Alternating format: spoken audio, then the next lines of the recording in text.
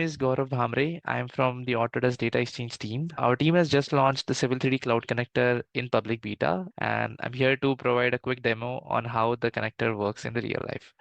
So this workflow starts in your Forma document management where you have the Civil 3D file hosted.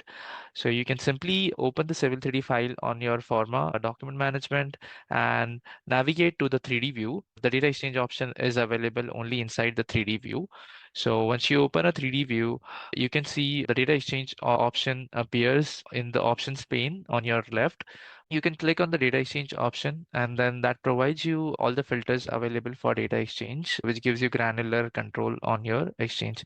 Right now, select few object types are supported, but we will expand the support later. You can also select specific object names and include it into your data exchange. After that, we select the location where we say want to save the data exchange and simply create the data exchange. Now let's take a look at how the data exchange shows up in ACC.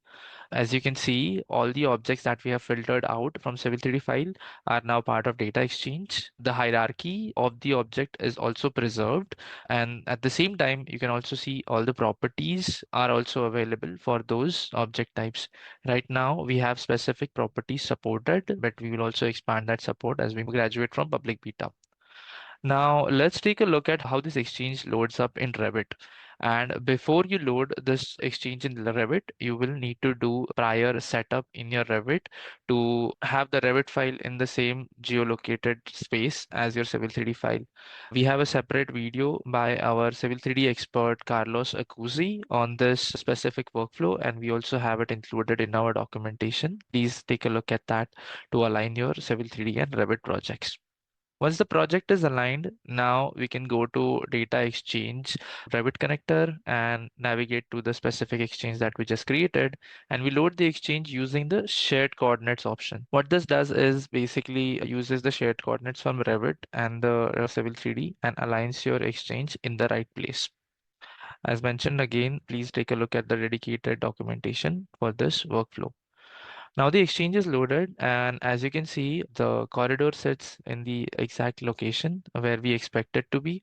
Now this exchange can be further used in Revit for downstream workflows like documentation or quantity takeoff. Let's also compare it with our original file to see if the building is sitting in the right place because we already had a reference as a building pad in our Civil 3D file. So as you can see, the building is exactly aligned and where it's supposed to be. Along with the Revit connector, this data exchange can also be loaded into other tools like Power BI and other GA connectors like Tekla and Rhino for reference. Please check it out and let us know your feedback.